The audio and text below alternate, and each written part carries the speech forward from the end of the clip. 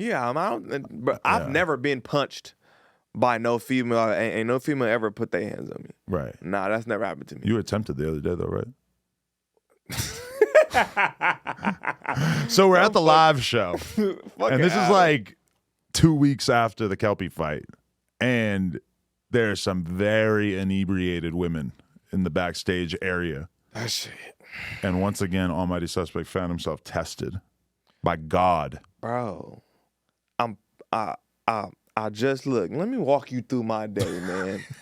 You feel me? And you're kind of walking on eggshells because it's after the fight, and you're sort of like, God damn, like I don't want to fuck this up. Hopefully, shit works out. You know, nigga. This is what I'm saying. Let me walk you through my day. I don't even know if I'm invited to the live show per se, cause nigga, like it's like I'm on detention.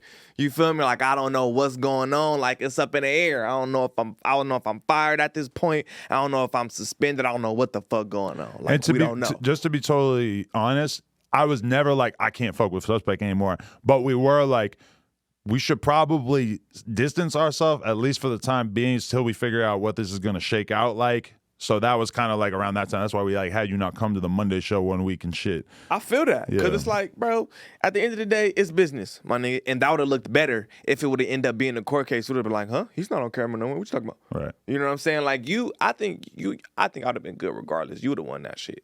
Because like, I had all kinds of different alternate options in my mind. You definitely would have won that case. Because especially once that interview dropped, the previous one, we would have played that shit in court. We would have been straight, Adam. That shit they sign when they come in here is a really big deal. And also, you're an independent contractor. So those are both very much in our favor. Now, obviously, we got them to sign something in addition, which totally sealed the shit out. But from me talking to the lawyer, I was like, I'm not that worried about this. And the fact that ODM Slim is his manager, I'm like, this dude does not want to be walking around looking like a snitch for the rest of his fucking life. I'm sure we're going to be able to make something happen. Facts. You know. Facts. He's a fucking idiot, but... a fucking idiot. Let me ask you this. If excluding you and Sharp, if you could see anybody sit down and have a conversation with Lil Kelpie, who would it be? Is there anyone that you think could maybe like talk some sense into him? No, because like like when motherfuckers be telling lies and like they believe him, it's like that to the point of delusion with this kid. Like I think he believes that shit. So it's like you can't really convince a motherfucker that God don't exist when they fully believe that he does. You get what I'm saying? It's like you can't convince him. He thinks all that shit is serious. Like, well, he could grow into all this, right? Bro. He could be the pimp that he believes that he is in his mind. Bro. This shit is in you. It's not on you. Wow. This shit, bro. You can't just, Because you could be like a pussy and then take MMA classes for 10 years, and then by the end of it, you're a hard ass. You look, I'm not saying that. Eat some chicken breasts. Everybody has a past and everybody comes from something else before they get involved in the game. But it's just like, bro, you took different people's stories, put it together. You know what I'm saying? You stole a lot of shit from Sharp, a lot of the shit. You said you watched it from YouTube. This is some shit that you have to get outside and experience. You know what I'm saying? You can't sit in the house all day and be like, I'm a skateboarder, because you hold your skateboard, watch skateboard YouTube videos and be like, yeah, I could do that. And then you just go buy a board, nigga, and then you get some Vans. Right. And then you get what I'm saying? Like, no, bro, you gotta get outside and then go to the skate park. Nigga, we gotta see you kickflip. Nigga, your Vans is hella clean. Them motherfuckers don't look like you don't got no holes in them. Them bitches clean as fuck. You ain't doing no tricks. It's obvious. Your Vans look like you just bought them. Nigga, it's motherfuckers over here with Vans for 3 years, holes in them, all in the bottom. Nigga, 3 boards in, smashed up. Nigga, all type of shit. It's trucks, it's scrapes all under the trucks. Nigga, your board look real fresh. Will we ever see Almighty Suspect with the fur coat and the pimp cup and the... Yeah. Oh, you do that from time to time? You know, look. Oh, okay. You know what I'm saying? With people's birthday bashes and shit, you know, people have little birthday parties you might attend, you might dress nicely, you know what I'm saying? But like, that's not like it's not day-to-day fit. Yeah, not for me, but for some people it is. And for some vets and older people, you know what I'm saying? They still do that. But you know what I'm saying? I like to be comfortable, bro. I don't know how comfortable I can be wearing a suit every day. Right, I feel you. What was your conversations with Sharp like over this whole altercation? Because on one hand, I'm sure he totally understood you acting that way On the other hand, I don't know. Maybe he thought it was a little inappropriate. Like, what was that like? We both didn't think that shit. We didn't think it was cool.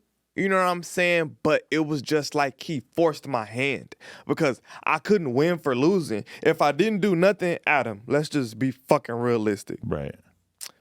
I would have never lived that shit down. They're still talking about Academics getting called a bitch by Vic Mensa.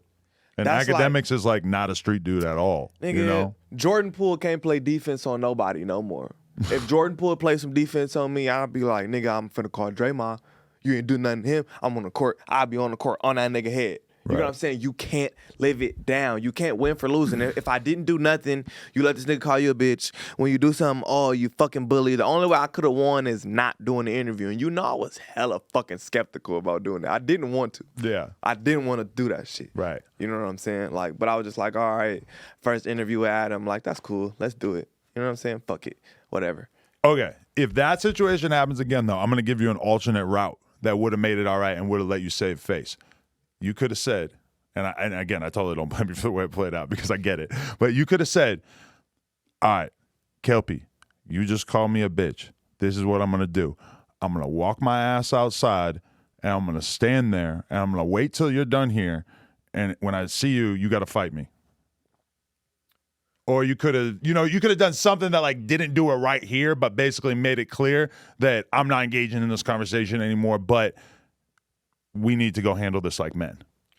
I get which I also should not be encouraging, but I get what you're saying, but I'm a get down where I'm mad at type of nigga. That's you. just what I've always been taught. Get down where you mad at. Like if you say something to me right here, like I'm not even a meet me outside type of nigga. Like we're finna fight right here. Every fight I ever been in was like very much just like I got too mad, so I just started swinging. Exactly. Anything else? Because I might not be fucking mad by the time I walk out here. Right. Like, you know what I'm saying? I might be less mad. You know what I'm saying? I'm just not for that. I'm just a get out where I'm mad at type of dude. Like, you know what I'm saying? If I'm angry right here, this where the fuck we finna handle that. Like, but then again, look, I'm definitely gonna make sure that shit don't happen again. Because nigga, I was on thin motherfucking ice up in this. Oh, we didn't finish talking about the girls fucking jumping on you on the show. Yeah. So, boom, you feel me? Going through my day, man, I'm still like, damn, I don't even know if I'm invited to this motherfucker. But nobody was like, you're not invited. I'm just thinking like, damn, I'm already off camera these past couple episodes. But yeah, I was invited, you know what I'm saying? So I pull up, we backstage.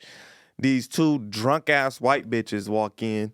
Feel me, shaking ass on everybody and shit. They was pretty cool in the beginning. As soon as I walk in, they just walk and just twerk on me immediately and just start taking pictures. But they was doing that to everybody. But they told AD's girlfriend that he's their favorite celebrity. Oh, they was wild. It could have been a fight right there. I pull up. I got a foe. Right. I got a 4 ounce, 200 a fucking ounce. I got a foe. It's in my 1 liter, and she grabs my soda and she pours it in her cup. Crazy. Bitch. In like a cup that already had alcohol in it? Bro. Yeah. In a little red cup. She grabbed the Sprite bottle and just start pouring it in her shit. Nah, her cup was empty actually. Nigga, I grabbed the cup. I was like, hold on, bitch. You weird ass bitch.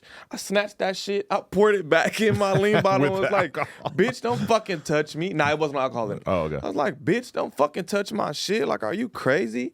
Like, you know what I'm saying? If you would have asked, like, hey, can I get some of your Sprite? I would have been like, no, ma'am, you can't because it's lean in this Sprite. And this is my thing about her is that I know her. I know she spent plenty of time around rappers who drink lean, and she knows exactly how expensive it is, and she knows exactly how connected rappers and just dudes in general are when they have some lean.